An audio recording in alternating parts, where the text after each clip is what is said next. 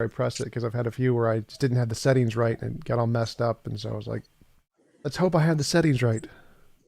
Yeah. All right. How's your week been? Anything interesting happen? My week is pretty interesting. I don't know. I think I told you I was traveling, and so I was in Israel for a few weeks. Oh And wow. so we had some fireworks. We had a very explosive time in Israel. I mean, I have a lot of family in Israel. I have a few children in Israel, and so we had a good family time. But it was, despite the troubles and tribulations and the missiles and the sirens and all of the conflict, we were able to have a good time. We ended up staying longer because the airport was closed because of the missiles coming from Gaza. So we ended up staying a little bit longer. So I just got back a few days ago. But I'm teaching in the summer at Bellarmine online.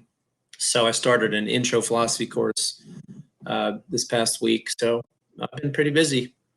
Is Bellarmine a school in Israel? No, no, Bellarmine is here in Louisville, Gotcha. right? Yeah. So I'm just saying that I started a summer session this week just as I got back. Oh, cool. So, to give my little introduction, Dr. Josh, thank you for coming on my show and taking the time to have a conversation with me. Would you mind telling us a little bit about yourself before we get started? Sure. So I'll tell you, my background is I grew up in a Jewish home. I grew up as what you might call a modern Orthodox Jewish home. Um, I can explain that if there's any question about that, but pretty traditional religious Jewish home. Plus, my father also happened to be a professor of philosophy. My father, who passed away just this past year, Martin Golding, he was a professor for a long time at Columbia and Duke University, and his specialty was actually philosophy of law. So he was pretty well known in philosophy of law. Anyway, I had a traditional, Jewish education, went to Jewish day schools, but I also had a relatively early introduction to philosophy when I was in high school. So I got very interested in philosophy. And when I was in high school and I went to Columbia University for college, majored in philosophy. And I also continued my Jewish studies and wrestled a lot with doubt, with philosophical issues, questions about faith, God, evil, why believe in God? Should I believe in God? Went through a lot of periods of doubt and belief. And eventually, I continued on in graduate school and got very interested in other things in philosophy of religion, and in particular, Pascal's wager, which I think I know you want to talk a little bit about. And I ended up writing, well, if I could just show this book that I wrote. Okay, this book, Rationality and Religious Theism, this was published in 2003. I had a fellowship at Notre Dame University, and I wrote this book. This is kind of like it's a critique, but also a sort of attempt to give a revised version of Pascal's wager. And then later on, I just wanted to, you asked me to introduce myself. So this book called The Conversation, this is a rather large book. It's over 400 pages. This book is a sort of philosophical novel. It's about a college who spends 4 years in college, and through the course of the 4 years explores various issues, problems, questions having to do with character is Jewish, but not from a very strong Jewish background, but explores. It's a way of sort of exploring through, in a philosophical novel form, many of the issues that someone who's a college student, more or less, interested in religion and questions about God might explore. And then most recently, this is the most recent book I have is called The Jewish Spiritual Path, The Way of the Name. And in this, I try to sort of give a philosophically, I would like to say a philosophically sophisticated version of the Jewish spiritual path according to traditional Jewish teachings, and also incorporating some ideas from the Kabbalah, which is the Jewish mystical tradition. I don't know if Tom, how familiar you are perhaps with that or not, but in any event, this is my most recent book. So I've written several articles having to do with questions of faith and commitment, and written several different articles on Pascal's wager. Some very critical, some more kind of defending the wager approach. And I've written a few other things in Jewish philosophy, but yeah, that's as I said, I went through periods of doubt, especially when I was younger, and I still have some degree of doubt, but I consider myself to be a devout religious believer, particularly in traditional Judaism. Cool. And I So live in Louisville, Kentucky. I teach philosophy. I've been at Bellarmine for 30 years. awesome. So, and I have a beautiful family, wife and kids, and now I have a grandkid. So that's me. Exciting. Busy life. Have a grandkid, new grandkids for sure. So I'm an atheist, by which I mean I believe that naturalism best explains all the different evidences that we see, and so I don't think that any of them actually indicate a God. Uh, Pascal's wager specifically, I don't understand how Pascal's wager could be evidence for God because I don't see any difference in probability between the belief, if you believe in a God, going to heaven versus not believing in a God. That counter belief seems to have equal probability to get you into heaven. So I don't see how belief in a God would actually tip the scales in the favor of a God. Could you explain more about your position on Pascal's wager? Yeah. Okay. So I think that's a very good criticism of Pascal's wager as such. In my book, I try to argue, among other things. I mean, I think there are several problems with Pascal's wager, and one of the problems that you're pointing to is trying to substantiate or evidentiate in some way the link between a certain belief and a certain end or goal, right? And so, in Pascal's wager, in its original form, there doesn't seem to be like any reason given for why a belief in God would connect necessarily with an infinite payoff, right? So one of the ways I've tried to articulate, you could look at this as a defense of Pascal's wager or as a revision of Pascal's wager, and that is that the ultimate good that the religious person is seeking is God Himself, or itself, or herself, if you prefer. Okay, in other words, God is conceived as the best supreme, right? That's the idea of God, is the idea of if you wish, the best possible being, the greatest being of all possible beings, right? That than which none greater can be conceived, as Anselm described it. So, okay, so then the question is, well, let's suppose we're in a position where we don't know whether this being exists or doesn't exist, okay? But this is the best possible being, all right? And the idea is that now not everyone is going to find this plausible, but I do think that it is rationally defensible for someone to think plausibly that having some relationship with this best possible being would be the best possible state for me to be in. In other words, I mean, maybe a simpler way of thinking about it is if there is a supreme being, right? The supreme being would be the most powerful and the best being that is possible, right? And so therefore, if that infinite, essentially God is the infinite good, right? People think of heaven as sort of something that, well, maybe God's going to give you a reward, if you're going to be a good guy, or you're going to be a Christian, or whatever it is, you're going to be some person who does certain things, you're going to then somehow get this reward from God. But traditional, religious people, Christians, Muslims, Jews, the ultimate good is God Himself. Okay, so that's number one. I mean, that's only part of the answer to your question, I believe. Okay, in other words, don't think about heaven as some kind of reward that God gives you, but rather think about God as the ultimate good. God is the good that we're trying to get as religious seekers. Okay. Now, the next step I would say is that the way I try to work out a revision, if you will, of Pascal's wager is to argue that it is eminently rational or at least rationally defensible for someone to pursue the greatest possible good, even in the face of doubt about whether that good is actually attainable at all. Okay. Because to pursue it, to pursue that good. Okay. Now, how are we going to pursue that ultimate good? Well, that's going to depend on, your conception of the best possible being.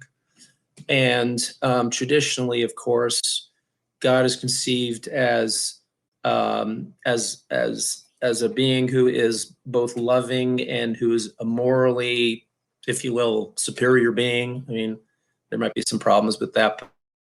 The idea is that, as I work out in my book, that it's Pascal's wager. He tries to justify a belief in God, right? And my approach is to say, let's not try to justify a belief in God using this pragmatic approach. Let's try to justify the pursuit of a relationship with this best possible being. And I think that that is reasonable, all right? Now, if you're going to pursue some being or pursue a relationship with a being that you're not sure whether it exists or not, you're going to have to make what I call a pragmatic assumption.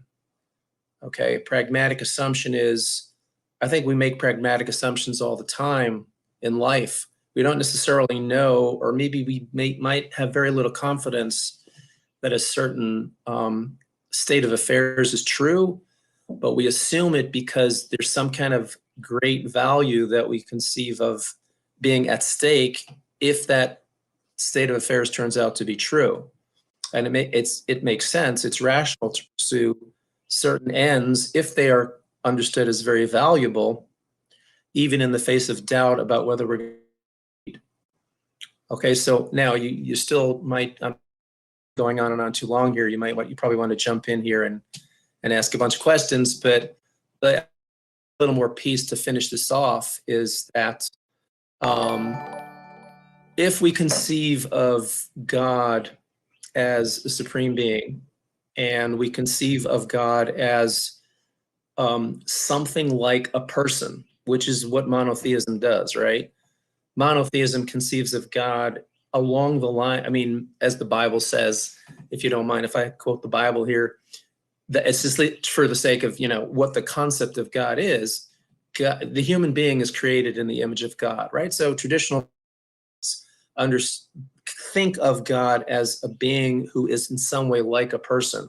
And so the best possible relationship with God would be something like an interpersonal relationship with God.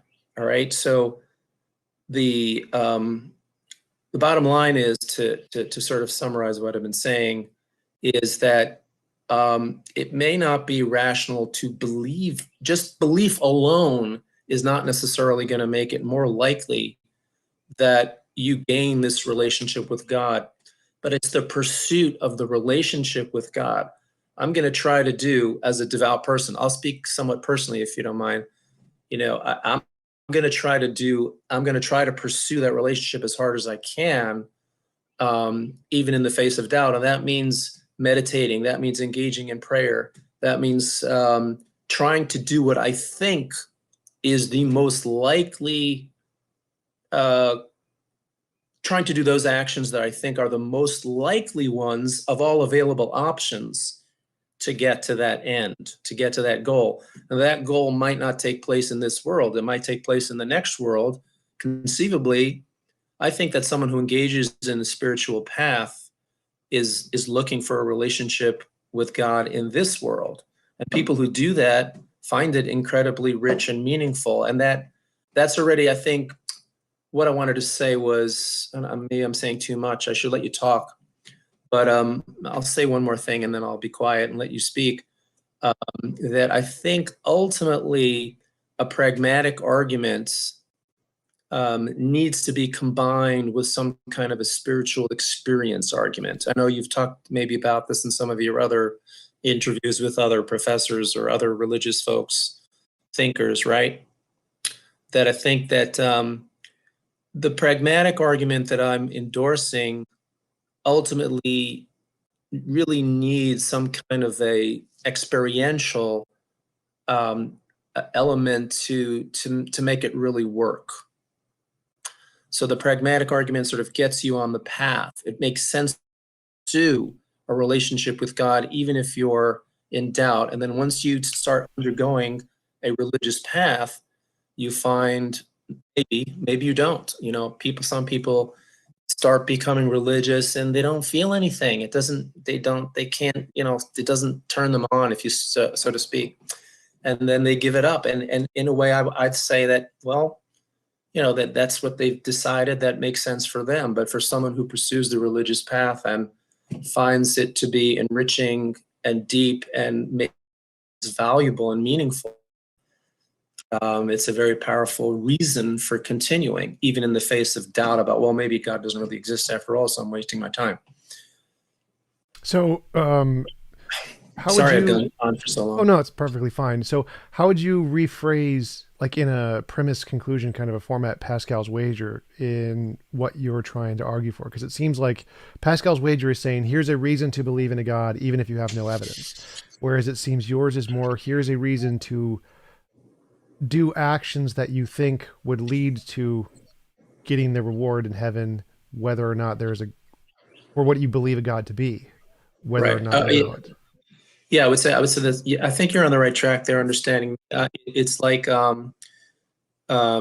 it's a rationale for pursuing certain kinds of actions that will hopefully get me. Again, you use the term reward, and I understand that, but I want to have this relationship with God. That doesn't mean I don't want other things in life and that I don't care about relationships with human beings and so on and so forth. But the claim here is that it makes sense. It's rational for me to pursue this end, and I do believe maybe this is a better way, that there is a rational way of distinguishing which actions are more likely versus which actions are less likely to get me into the best possible relationship with the best possible being as I understand that being. So That, for that part I think would be is interesting. So, what is the way that we can use to distinguish between which actions are more or less likely to get us that relationship? Okay, so yeah, I mean, I talk about that in my book. I try to articulate that. Again, if we conceive of if you know if we conceive of the best possible being as in some sense a person, okay. Now it may that could be a whole nother like discussion. What do you mean? Well, how is God a person? What does that mean, right? But let's just take for granted the notion that in some sense the best possible being is um, some kind of a supreme rational agent. Okay. Um, so that means that being is intelligent, right? That means that being has some kind of has agency, right? That means that maybe if God is a person of some sort, I would think that I have a better shot of attaining the best relationship with God if I if I pray than if I don't pray. That's an example. Okay. If I seek God, how do you seek God, right? I mean, different religious traditions have different paths, but there's actually a lot of similarity among the monotheistic ones. Like if you take Christianity, Islam, and Judaism, and I'm not saying there aren't other forms of monotheism, but they all endorse prayer, and they all endorse, generally speaking, they endorse being a good human being, right? I mean, I think that makes sense. If I'm going to have a relationship with the best possible being, then I can't be going around doing nasty, evil things. So I got to live a moral life. I mean, living a moral life might be valuable in and of itself. I actually, this is a bit of a tangent. There's some people who think, and I disagree with this, but there are some religious people who think that if God doesn't exist, then everything is kind of meaningless, that there's no meaning in life.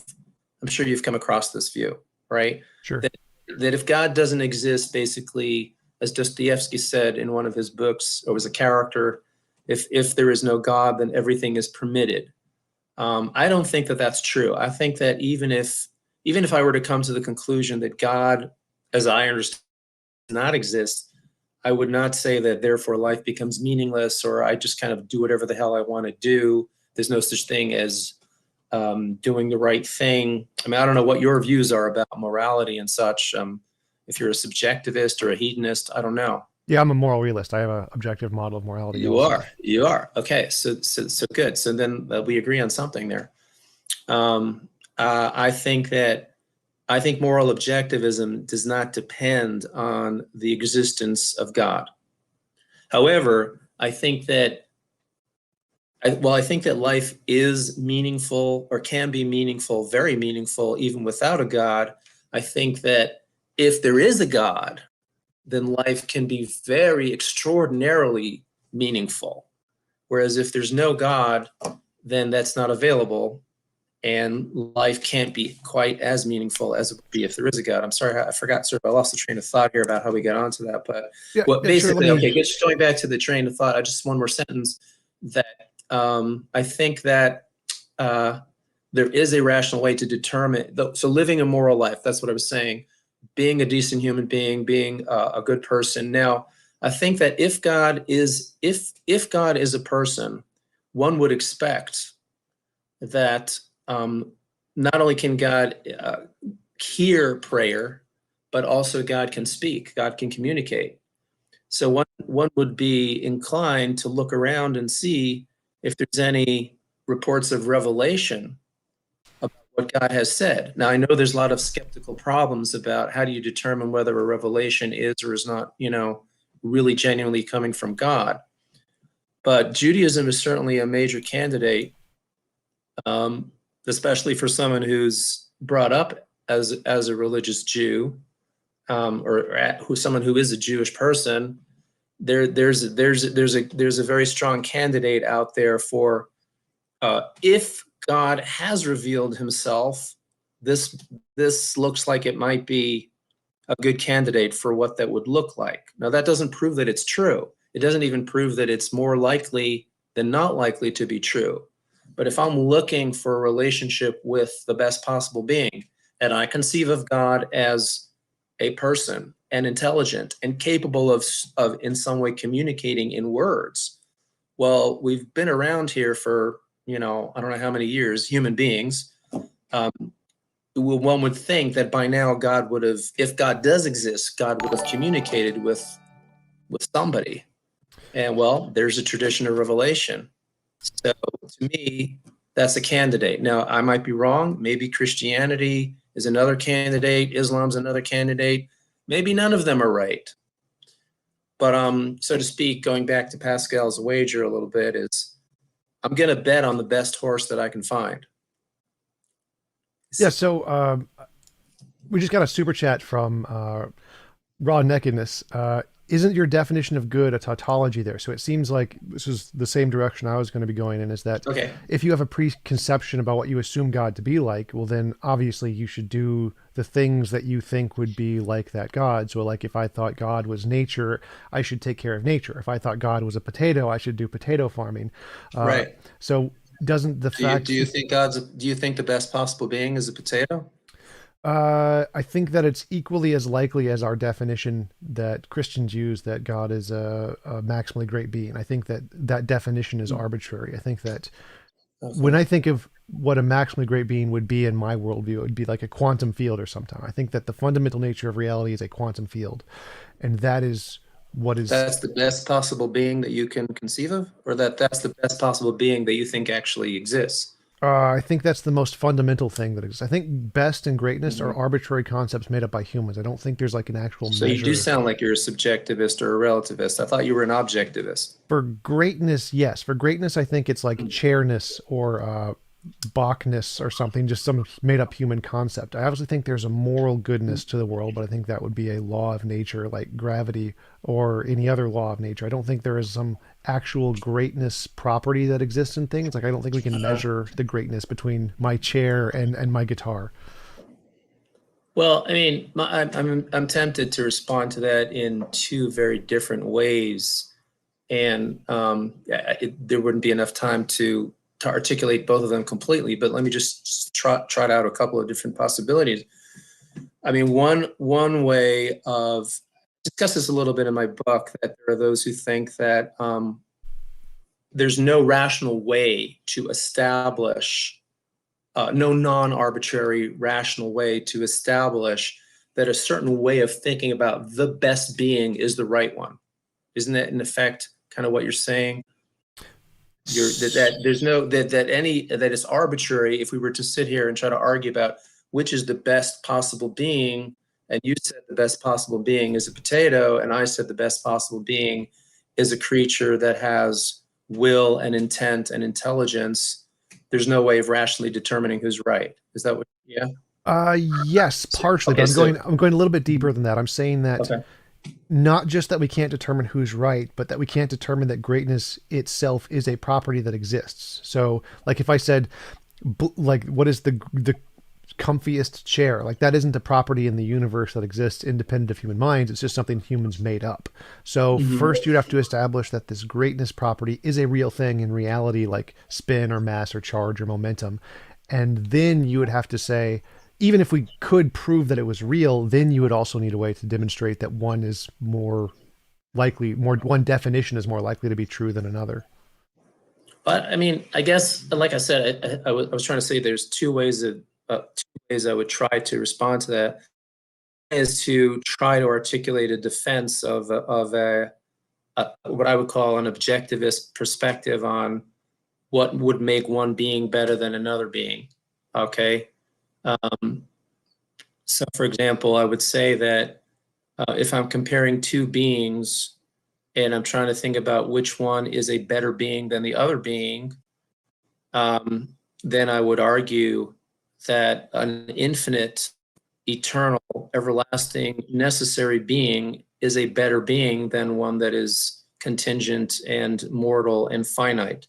It's got a better quality of being than a being that stops being after a while.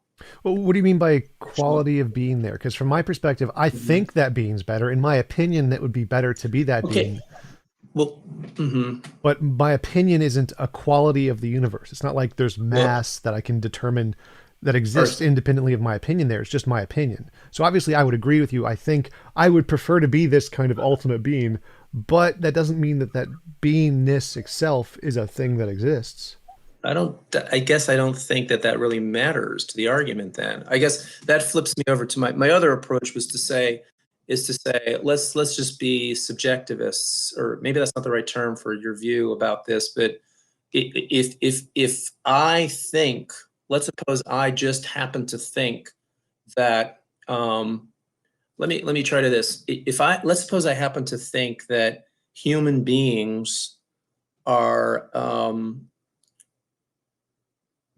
better to have a relationship with than cockroaches. Something I happen to believe is true. Okay, I mean, I'm not against cockroaches. I don't have, the desire to go around killing cockroaches, but I would rather spend, an afternoon with a human being, having a conversation, maybe making love, perhaps, or something like that, having a drink, having this wonderful conversation, than, let's say, having a relationship with a cockroach, playing around with a cockroach. I mean, let's suppose we just say, well, that's just your opinion. You feel like that. Maybe somebody else would rather spend their afternoon with a cockroach than a human being. Well, I would rather spend my life, or I would rather spend have a relationship with a human being than a cockroach. Now, let's suppose I can't establish rationally that humans are actually objectively superior to cockroaches.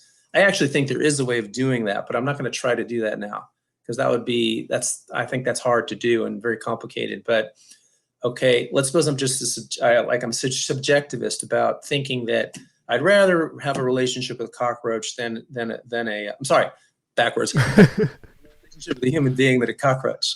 Okay, actually, it might depend on the human being, because for some human beings, I'd rather stick with the cockroach. But okay, so now let's say I think to myself, okay, let's suppose I'm in some place where There's no all the only thing around me are cockroaches. There's no human beings. And I get some kind of vague, you know, evidence, some kind of very scanty evidence that there actually is a human being out there somewhere. Let's say I'm on a deserted island, and I find there's some scanty evidence that maybe there's another human being somewhere on this island. And I say to myself, well, you know, I just value that so much. It makes sense for me to try to link up with this other human. So you see where I'm going with this, right? In other words, Oh yeah.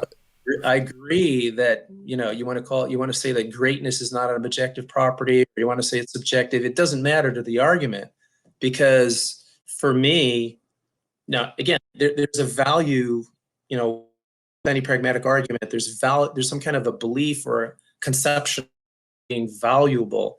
And there's a big argument in philosophy about whether values can be rationally substantiated, right? Or whether they're subjective or whether they're concocted.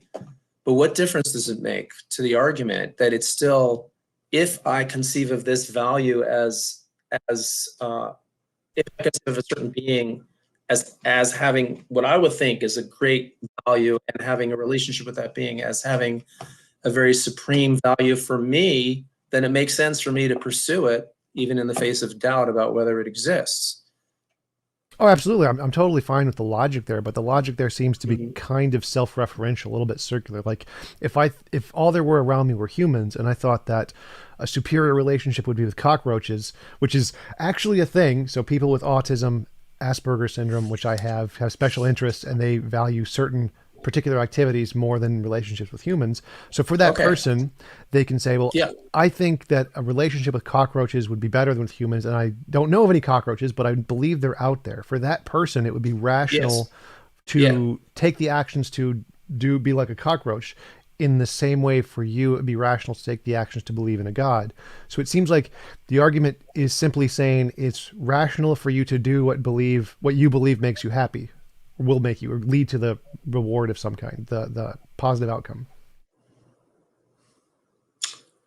Um, I guess maybe in a way that's true. Yeah, I'm okay with that. If I mean, I would try to, I guess, articulate more why it is that it makes sense to think of the best possible being as having a certain set of qualities, um, eternity, infinity, you know, being eternal, infinite, all powerful, um, and maybe some people are not going to find that convincing, are not going to find that attractive in some way. And so they're going to say, well, even if there is this being, I'm still not going to bother pursuing a relationship with it because I don't find that to be something that floats my boat. Yeah. So I guess I'm not sure I really disagree with what you're saying. I guess I don't see it as a flaw. I see it as a, yeah, that's that's the way it is. Well, the flaw I would say is that Yeah.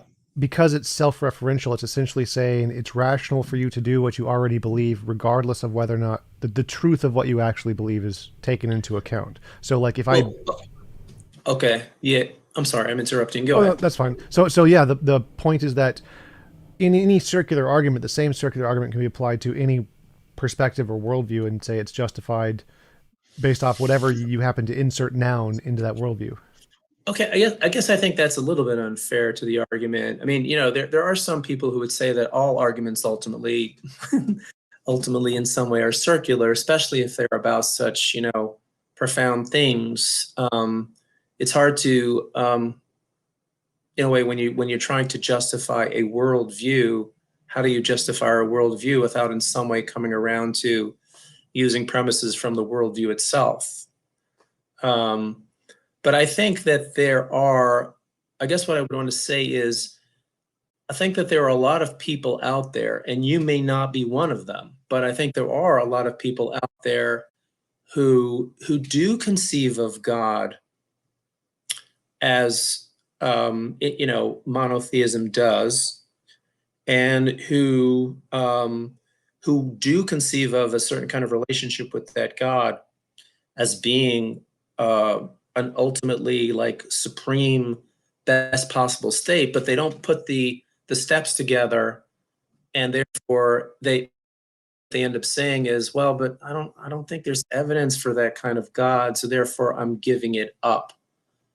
And so they would be engaged in some kind of form of irrationality, wouldn't they?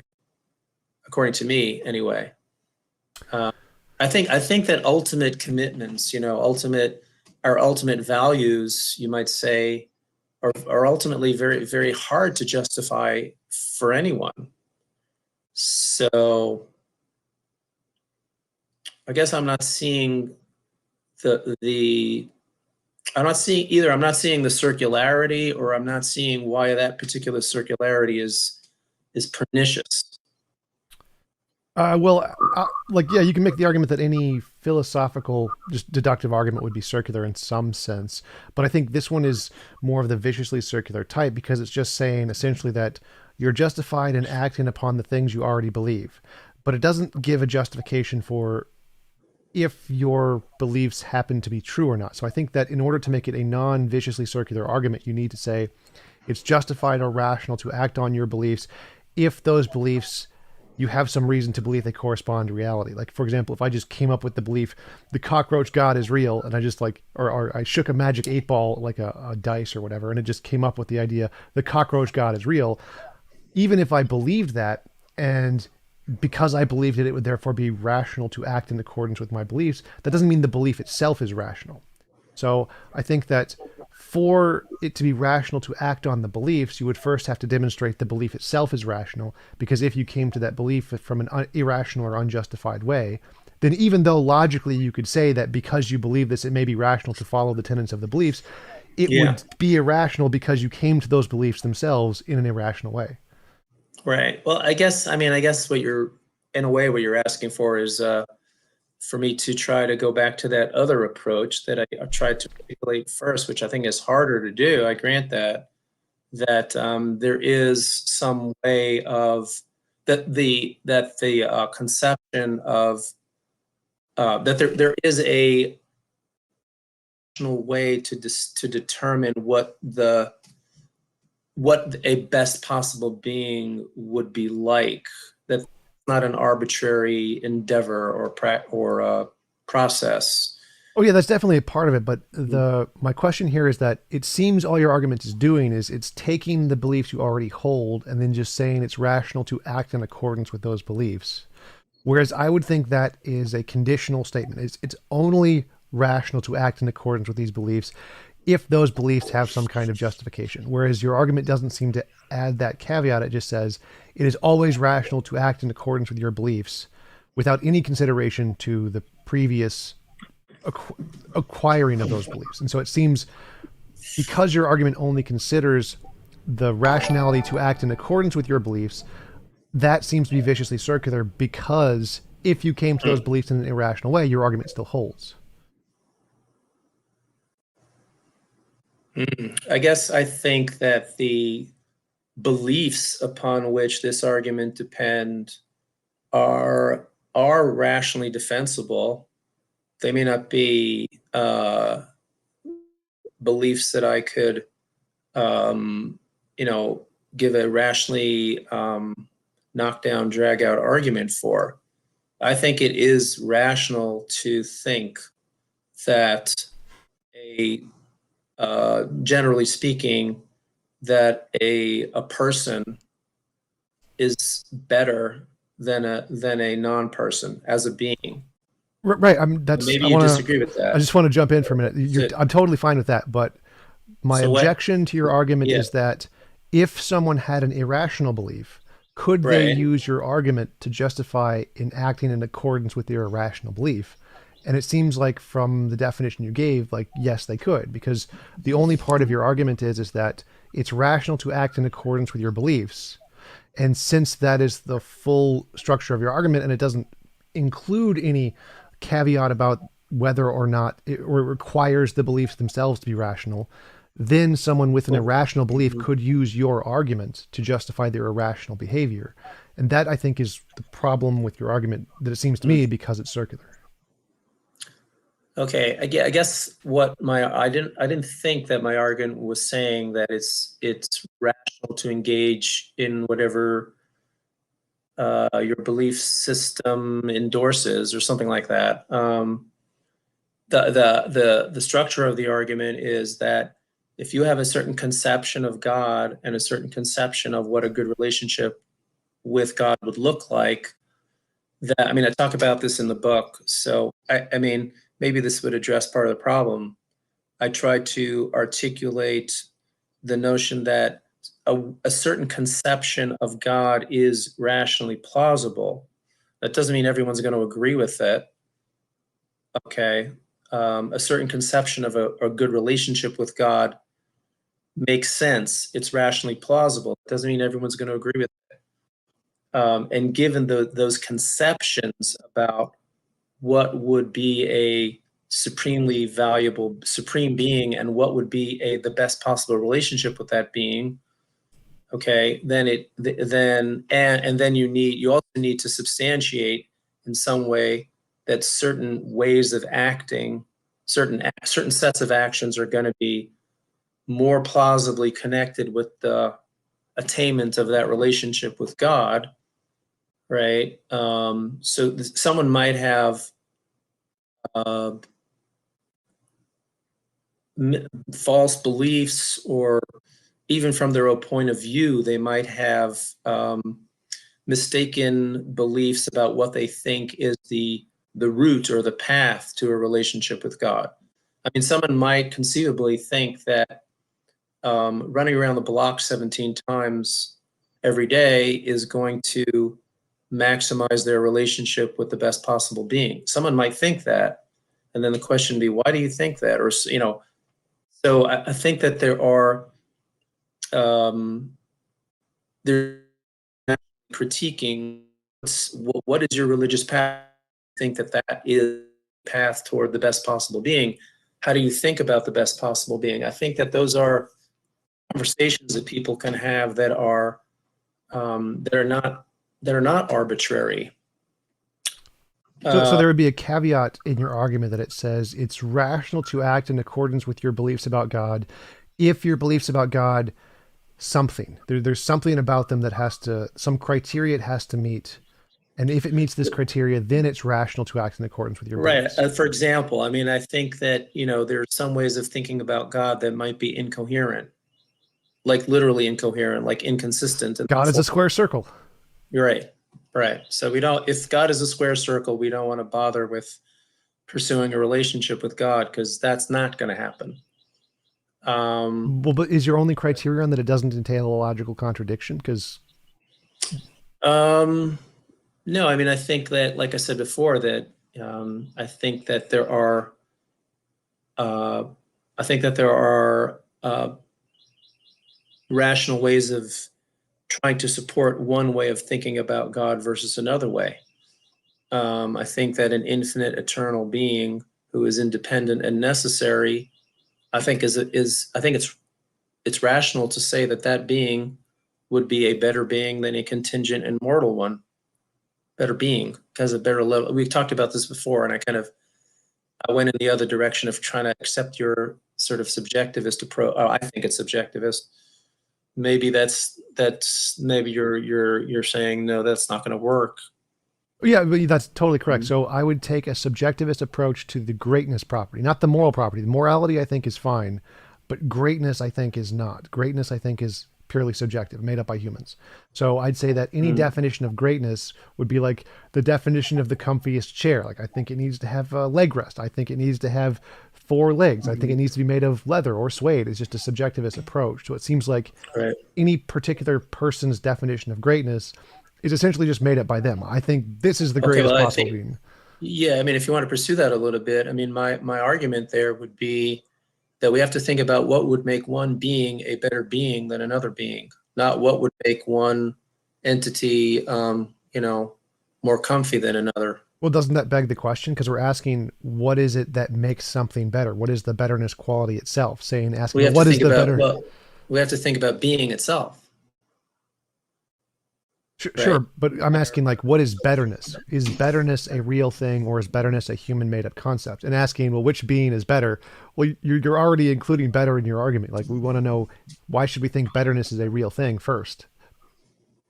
Um, I don't know if it matters if it's a real thing or not a real thing. The issue is if you take two beings, if you compare two beings, one of which is contingent and mortal, and the other of which is eternal and necessary, which entity has a greater quality of being?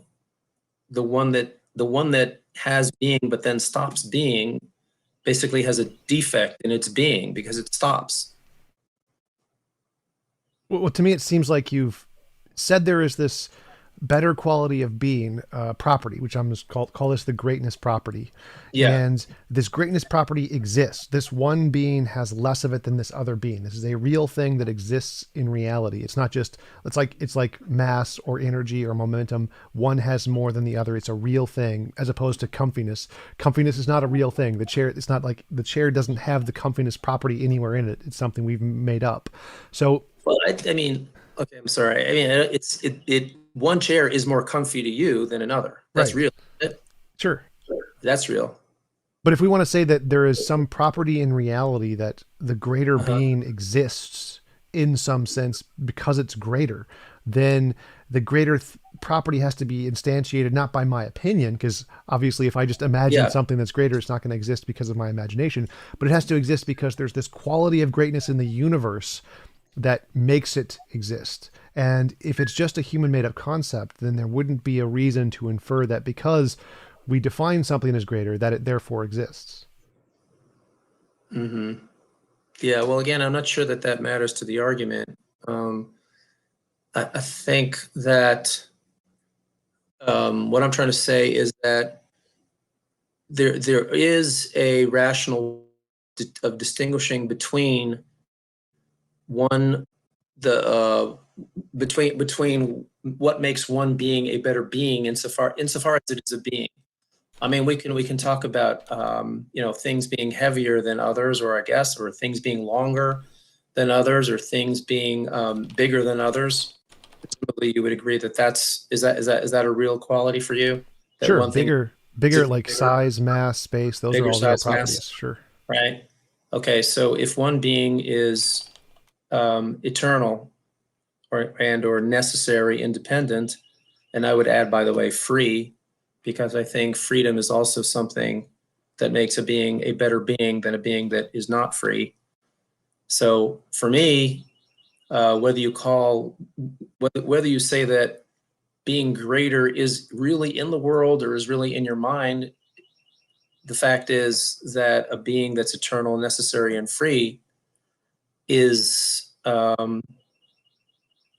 it's rational to regard that as a better being than a being that's mortal and contingent. Better in its being. I don't know. Maybe I'm just repeating myself. We're not getting anywhere with this, but I think that is objectively rational to make those distinctions. Uh, so, Well, I mean, because the way I hear it but is now that like, doesn't mean that this great being exists, right? That's another right, question. right. Right? Yeah, so I'm not arguing about the existence of the being itself. I'm asking Okay. about the existence of the property itself that you were ascribing to Mhm. the being. So, like, if I said it's more rational to believe Captain Kirk is more Klingon than Harry Potter. Now, if I said that's rational to believe, like that seems weird to me because there's no property of Klingon. That's literally not a thing. We've completely made that up. It's made up by a human being. So to think Mhm. that this made up property of Klingonness is a real thing somewhere in the universe doesn't seem to be coherent. It seems irrational for me to apply this property, which doesn't have any basis other than imagination, to things in reality.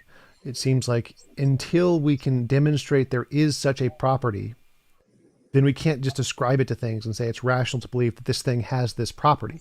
So when we're talking about greatness or greaterness of being of some kind, for it to be objectively greater, there has to be some kind of objective greatness property. And if there's not, then it's no different from saying Harry Potter is the better wizard. There's no such thing as a property of wizard, so it doesn't make any sense to say anything has that property. I don't know. I guess I'm not sure what to say. I mean, I'm not sure I agree with you there. Um,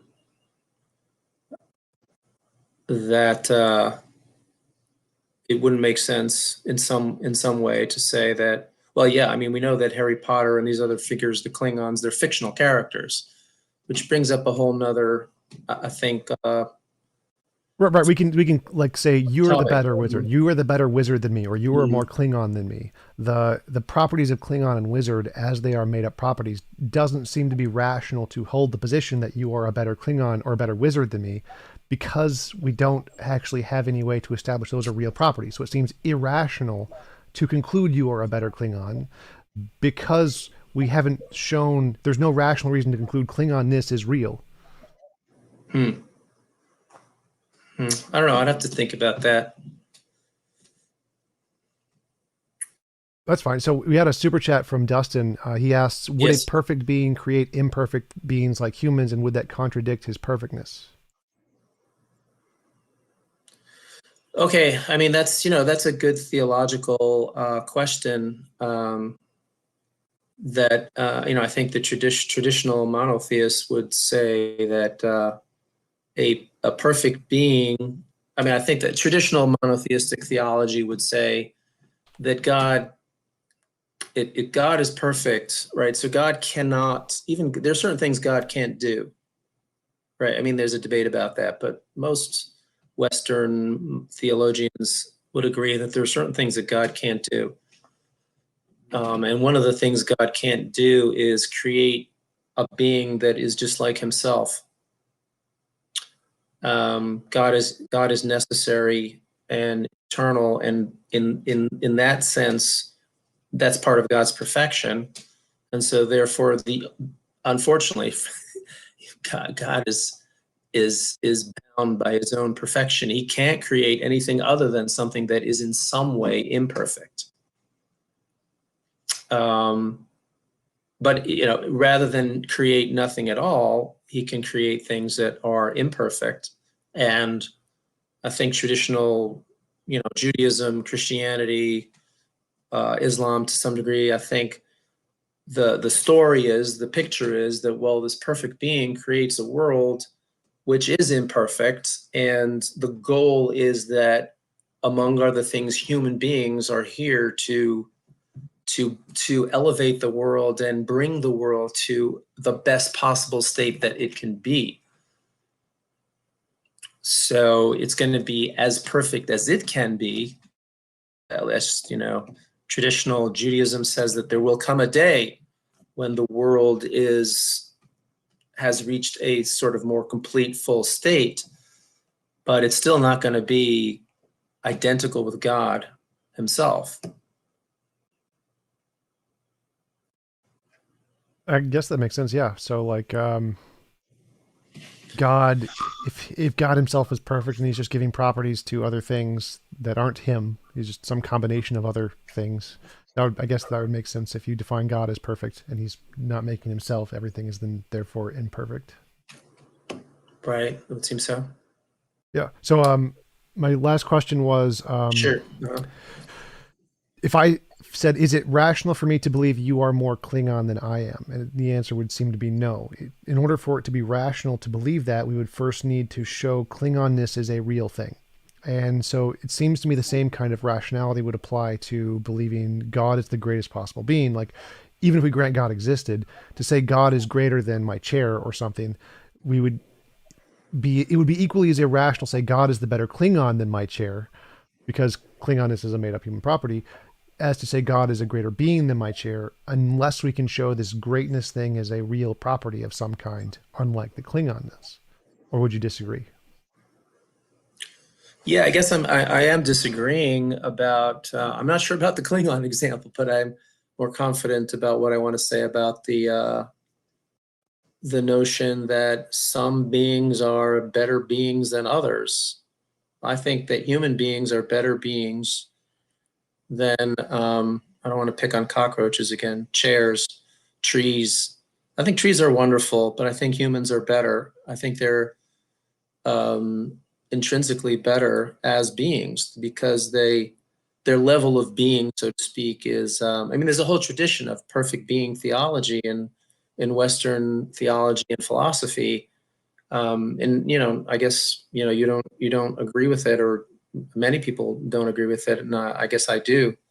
I think it does make sense to say that an eternal being has a better quality of being than a mortal being. I'm just repeating myself, and from what I said before, the way to measure the degree of being that a being has is to think about whether that being is it limited in its being? Well, is it defective in its being? Well, one way you can be seriously defective in your being is if you're mortal. You don't agree with that? You don't think that that's a flaw in your being, that you are mortal? Your being, your existence is going to stop, at least as a blood creature, right? Sure, I definitely would prefer to not stop existing, but I don't think that my Uh-huh. mortalness is adding to some kind of or detracting for some kind of existing property within me of Mm. making me lesser. That seems strange to me. That seems like I have wrinkles on my forehead adds to the property of being Klingon. Mm. I don't understand how that works in a sense. So it's Do you think, I mean, just, health analogy, I mean, do you think that if you have an eye that occasionally doesn't see very well, is that a flaw in your vision?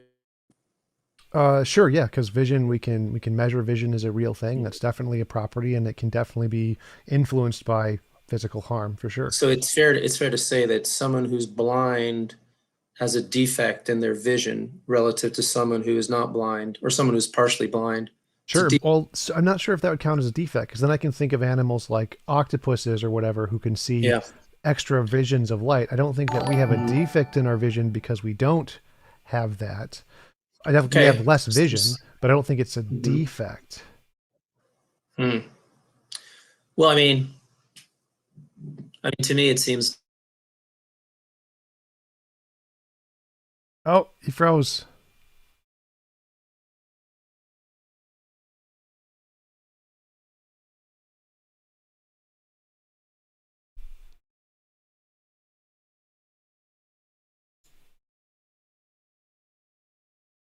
No. So yeah, Charles did a super chat. Is God bound by his nature or separate from it? Is his nature and himself one? And isn't that a violation of identity? See if we get him back. I'll try to ask those questions. Give him notes so I can copy this down. Don't lose it.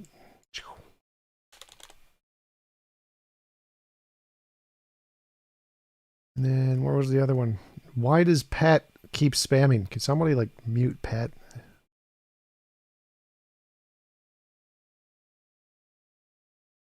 Where was that other super chat? There it is. Hasloy.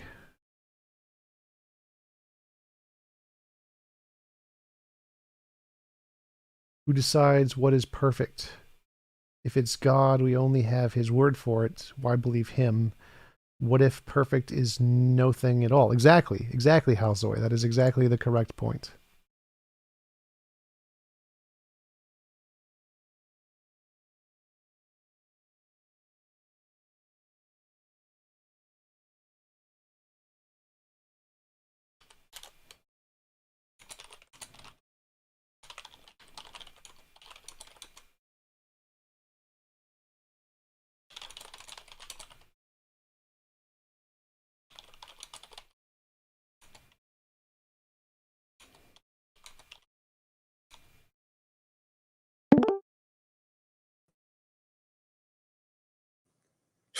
Hey, yeah, I lost don't know what. connection there. Yeah, I don't know what happened there.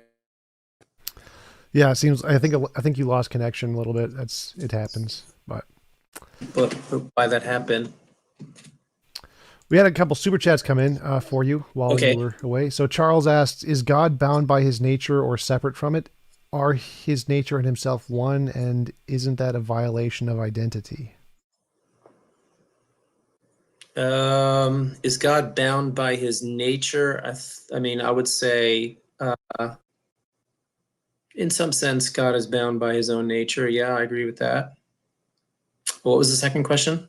Um, are His nature Is and Himself one? I guess so. I'm not sure what the question really is asking. Yeah, I Well, think so. And then, it's a reference to one of my arguments against uh, the Euthyphro dilemma. So the Euthyphro dilemma is uh, something good because God says it's good, or is it yeah, good yeah. for some other reason? And then someone says, "Oh, it's God's nature," and then I ask, is God determined by His nature, or does God choose His nature? And if He's determined by His nature, then His choice has no impact on morality. Therefore, His choices, His conscious decisions, and His nature, or His choices have to be determined by His nature. Yeah, okay, I mean, those raise some good issues, some difficult issues, I think, for theologians or for theists. I mean, I think that God is both necessary and free. So that there's a certain aspect of God's nature that is necessary and fixed, and yet at the same time, God is a free agent. Now that may sound, I don't think that's a contradiction. I think that you might say it's kind of paradoxical that God is both necessary and free. I believe that the traditional notion of in monotheism is that God is both necessary and free, and he chooses to act, and he has in my view, I would say, God has the freedom to not act at all, but God chooses to act in accord with his nature. He's not determined to act by his own nature, but he chooses to act in accord with his own nature. So, for example, God does good things. God is benevolent. He doesn't have to be benevolent, but benevolence is an expression of his nature, a free expression of his nature. So does that mean God could be evil? He could potentially choose to be evil? I think so. I know that there are theologians who don't like to say that, but I would rather go on the side of preserving God's freedom. I think God can freely choose to destroy the world, or he can choose not to create the world. But he consistently chooses in accord with his own nature, as an expression of his own nature, he chooses what is best. Um, so he could do evil, but he just chooses not to. Okay, I think that makes sense. Like then that would be his. Could he choose to change his nature? I don't not I don't think so.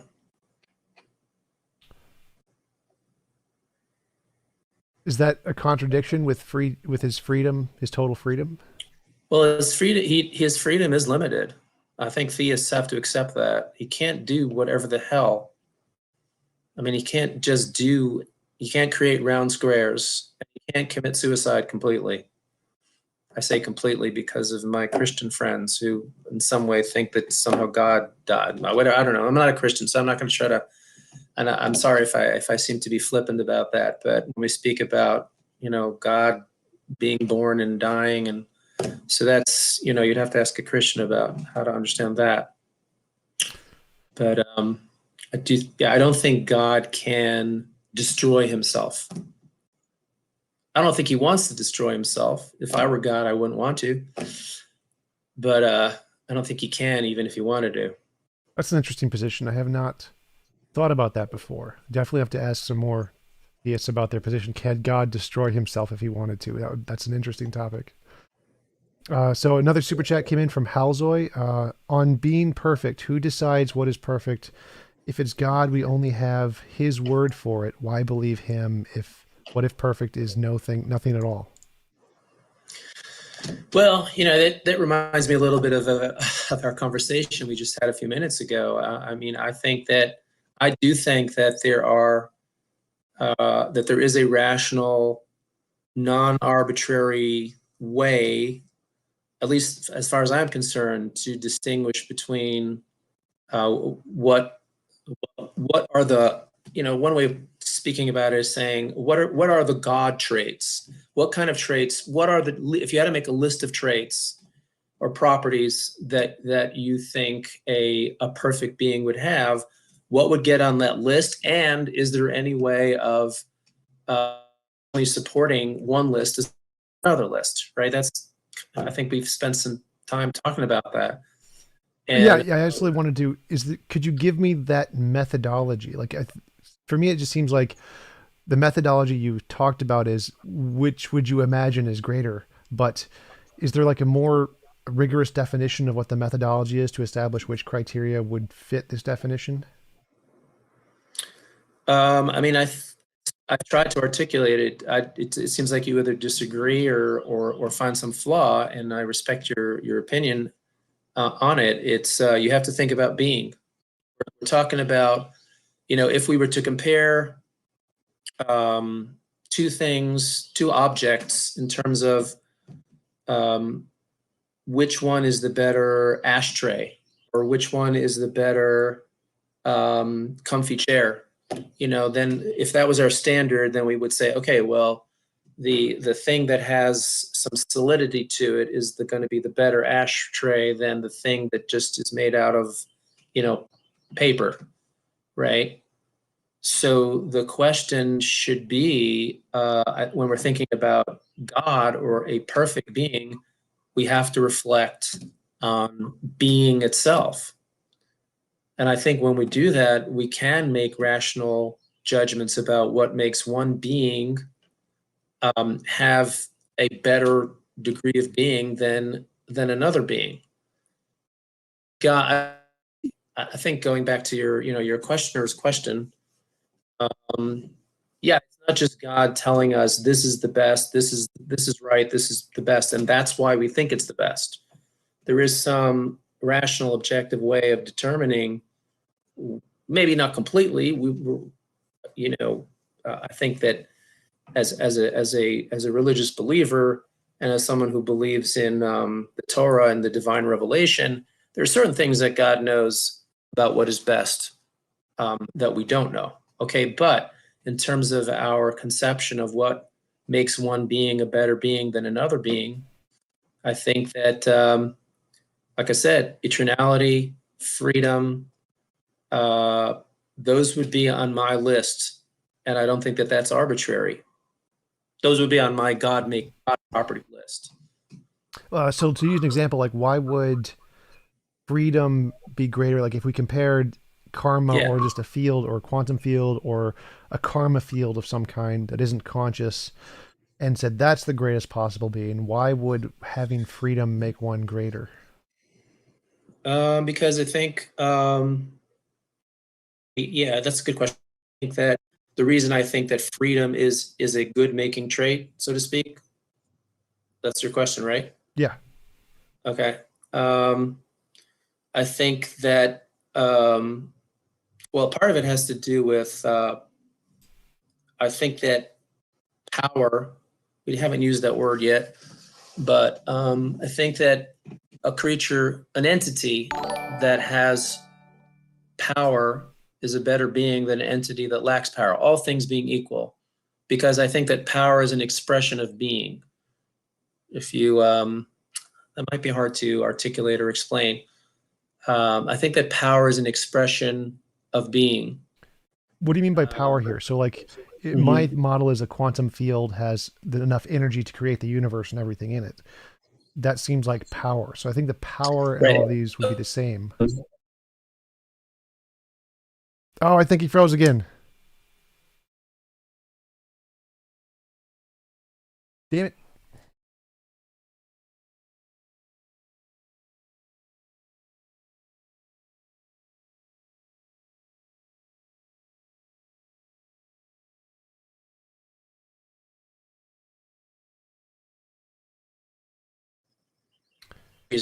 Oh, you're back. You're You're back. back, or, Yep. or I'm back. Yep. So yeah, we froze right after I asked why if the Uh, power in all three is the same, it seems like, or what do you mean by power? Well, I was going to say that I think that genuine power is only power of a free being. Genuine power is the ability to choose to do something that's not predetermined by some prior state of yourself. In other words, like you could say, I could say the sun has a lot of power, right? The sun has this great, ball of fire and energy, and it emits these rays that, I don't know, makes the plants grow and gives us, energy to live on this earth. So you could say the sun is a very powerful being, but the truth is the sun isn't choosing to do what it does, right? I don't think the sun has free choice. So in a way, I think a little puny, 10-year-old who has some measure of free choice is more powerful than the sun, because they're choosing to do what they do. So they're more powerful. And power is an expression of one's being. The more limited your power is, the more defective of a being you are. That seems strange to me. Like, I don't think we have free will. I think we're all determined Oh, okay. anyway. But Okay. even if we did have free will, I don't see Mhm. how that adds to the greatness any more than like my ability to, I don't know, feel hunger. Like I can feel hunger, the sun can't feel hunger. Does that make me greater? I don't think so. I think that's Mhm. just a property of biology. So I think that Right. I would say that the physics themselves, like the law of gravity, is greater than I am, even though the law of gravity can't feel anything or think anything or choose anything. I don't understand how the choiceness adds to the greaterness of the being. It just seems to be like an emergent property of things that have brains, even if it Yeah. exists. Hmm. Yeah. Yeah. Maybe I confess that I need to think about how to articulate that better. I mean, I agree with you that the notion of, I think that power is an expression of one's being in a way that's different from, let's say, just the other properties like the ability to feel hunger, or the fact that you maybe, have hair, or you're green or you're blue or you're white, whatever, the fact that you have feet is not what I would call a great making property of your being. But I do think that free choice is special. But I confess I'm not articulating. I don't have a good way of articulating that. Yeah, yeah, it's definitely exactly analogous to my question. It's like because it seems to me like that if free will was a thing, it would be a emergent property of the brain, just like feet are, or organs, or color. So yeah, I think that Mhm. understanding why we should determine that some properties would be more great making than others, that Mhm. criteria I think is the thing that I'm really looking for, and that I haven't found yet from all the theists I've talked to. It seems kind of arbitrary. Like if I said feet were better or something, why is that different from saying choice is better? Yeah, I mean, maybe one way of articulating it would be to say that freedom is such a special thing, and obviously I do think you have free will, you have free choice, and I think that's what makes you special, as opposed to other things around. I think maybe it has to do with the fact that um, because if we do have free will, and I'm not going to try to argue that we do have free will, but just you working with the concept, an entity that has freedom um, is in some way.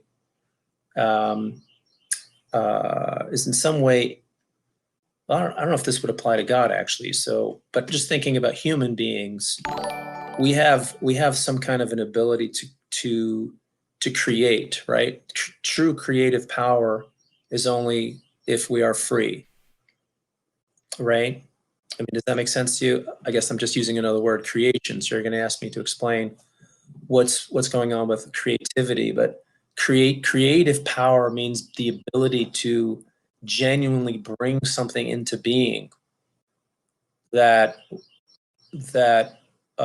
would not have been if you had not made it be, right? So the ability to create, the ability to do new things is a very, it's, I think it's a special, it's a special power that's different from just like other properties that you might have, like having feet or being green. Through your creativity, you're able to actually do things, bring things into being that would not have been there before. Now, of course, if you don't have free will, you can still, like the sun, causes things to happen, but it's just emitting those rays, and it's not really responsible for doing what it does.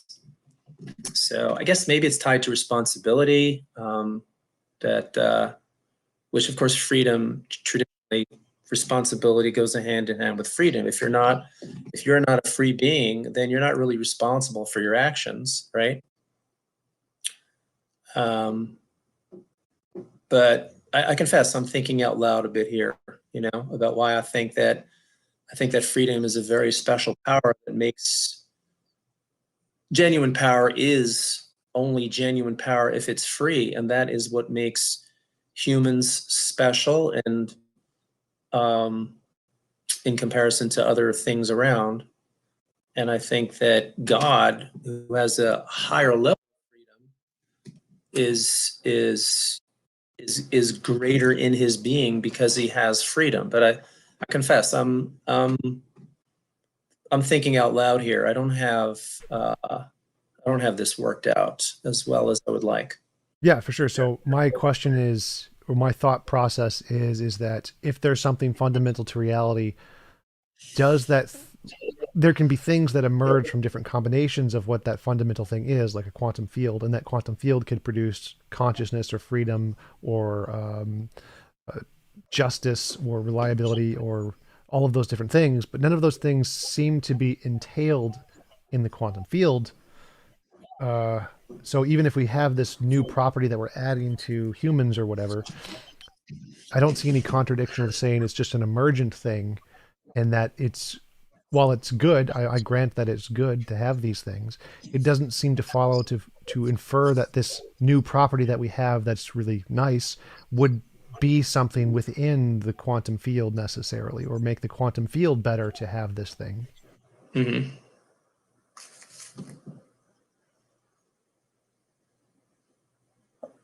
Um, okay, I'm not sure I disagree with any of that. Yeah, yeah. So just my thought process is that if we could just take all of our emergent properties and add them together and say this would make a greatest possible being, one that has the fastest running speed, the fastest flying speed, whatever, just take our emergent properties and add them to things. I don't know if that gives us a reason to believe that there is such a being, because we're just essentially taking properties that we have, which are a result of a long line of evolution or emergent properties or whatever, and then trying to infer that those anthropocentric properties are then within this fundamental thing. And I don't see a connection Mhm. between those two claims. I mean, I wasn't. I'm sorry. Maybe I'm not following. I don't. I wasn't trying to argue that we know that there is such a being. Oh no, it's more that I was just trying to articulate the point that it makes sense to think of a being that has freedom as essentially a better being than a being that doesn't. yeah, yeah. So my question So, is um I think the quantum field is the greatest possible being. Now I think okay. us having freedom is good too, but if we Mhm. take our freedom and add it to the quantum field, does it become better now? Mm. And I'm thinking, no, I don't think that makes sense, because to have freedom, from Mhm. my sense, freedom is specifically one specific kind of a thing, which is a result of an emergent property of neurons in the brain. Essentially, it is a process created by the brain, like a foot. So adding a foot to the quantum field isn't going to make it any better. Adding a heart to the Mhm. quantum field isn't going to make it any better. Those things are emergent properties of other more fundamental things. And so the true greatness isn't this combination, but it's the thing that produces all the combinations. And to me, that seems to be like the quantum field. And so it doesn't need the Mhm. freedom to be great, Could I because ask you a question? sure. I mean, do you think that a being that is capable of love is better than a being that is not? I Um, don't, right? I prefer it, yes. but I don't know if it's objectively better. I definitely prefer though beings capable of love. I don't know, but I don't think it's objectively better. Hmm.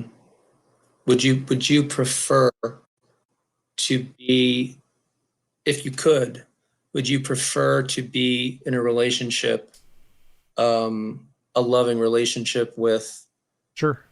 a, a being that is eternal and everlasting than not?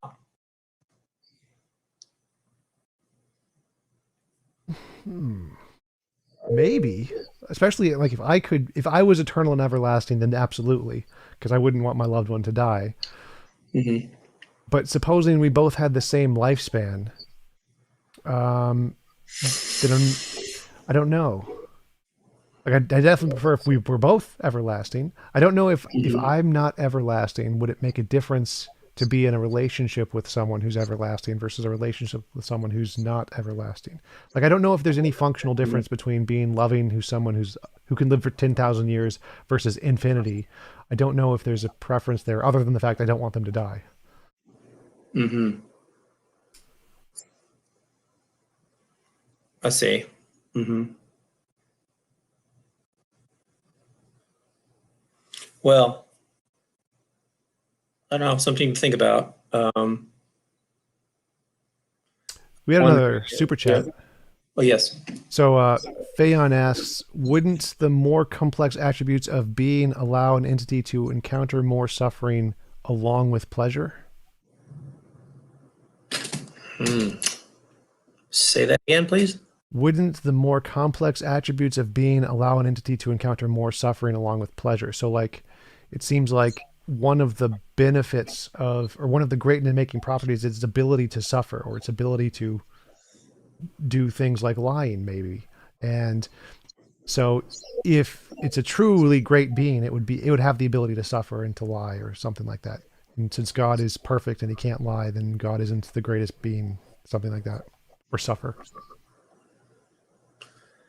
Yeah, I don't know. I don't know about, I don't know. Those are good questions. I mean, again, like I said before, I think God can, in my opinion, the way I think of God anyway, God can do, has the freedom to lie and do bad things. Does God have the ability to suffer? I think that there is some, definitely, I think in Jewish theology, certainly in Christian theology, there is some kind of a notion of God's ability to suffer. I think that God can have some of his desires frustrated, and that's painful in some sense, even to God. So I think that God is capable of, in some way, experiencing suffering. I mean, not exactly in the same way that we do, but there is some analogous way in which God does experience and can experience suffering. Cool. Well, we've been going for about an hour and a half. Yes. It's been a great conversation. I really enjoyed having you Well, on. I've enjoyed it too. Your questions have been really good, and they've, prompted me to think more about certain aspects of the argument, of the pragmatic approach. Definitely, yours have helped me to think of new things too. Like I've never thought to think that to ask Christians if they think God could destroy himself or not. That's an interesting question that I Hmm. think is going to be uh, fun to ask certain theists that I know. Okay. Yeah. I mean, yeah. I think it was a good conversation. Absolutely. Thanks again for coming on. I really appreciate you taking the time to have a conversation with me. And if you want to mention your books or someplace people can find you in case they're interested to learn more about what you said. Oh yeah. Well, I mean, I think most relevant to the discussion we had today would be this one, Rationality and Religious Theism, which was published by Ashgate Academic Press back in 2003. So this book is an attempt to uh, work out this it criticizes Pascal's wager, discusses a number of the flaws with the wager, and then tries to articulate this approach of a pragmatic argument in favor of pursuing a religious path, so to speak, and adopting a pragmatic assumption that God exists for the sake of pursuing this religious path. And then the other books were, again, The Conversation. That's a novel, philosophical novel. And for those interested more in Judaism, specifically Jewish Spiritual Path, that might be something that would be interested in Jewish Spiritual Path, The Way of the Name. So those are the books. Awesome. Thanks again for coming on. I really appreciate you taking Okay. the time to Thank have you, a Tom. conversation. Thank you, Tom.